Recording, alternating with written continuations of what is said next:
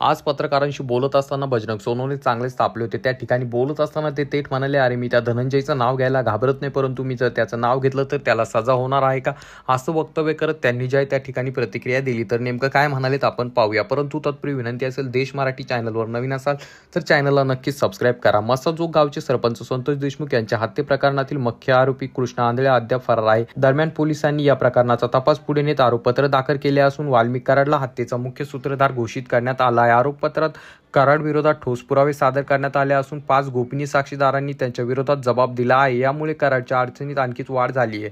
यावरती बोलत असताना जे खासदार बजरंग सोनवणे यांनी सांगितलं की महाराष्ट्रातील गुन्हेगारीचे वास्तव स्पष्ट झाले आहे।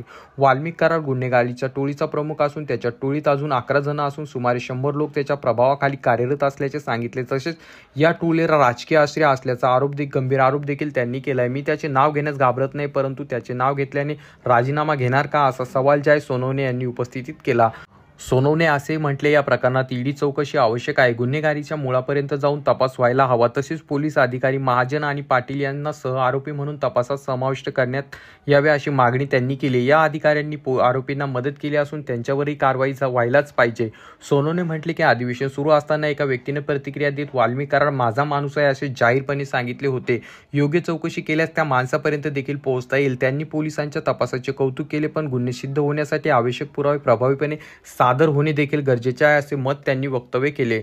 वकील उज्ज्वल निकम आणि सतीश माने शिंदे यांच्या माध्यमातून फिर्यादीच्या बाजूने हा खटला लढविला जाणार आहे। दोषींना शिक्षा होईपर्यंत माघार घेणार नाही आणि गृहमंत्री अमित शहा यांना पुन्हा भेटून या प्रकरणाचा योग्य प्रकारे तपास करण्यात यावे अशी मागणी करणार आहे। संतोष देशमुख हत्या प्रकरणी कठोरात कठोर कारवाई व्हावी, या प्रकरणाचा तपास अंतिम टप्प्यापर्यंत पोहोचवा अशी ठाम भूमिका जी आहे खासदार बजरंग सोनवणे यांनी मांडलेली आहे। त्याचसोबत ते म्हणाले की परळीमध्ये 109 अज्ञात मृतदेह आढळल्याचा धक्कादायक दावा करत सोनवणे यांनी प्रशासनावर टीका केली।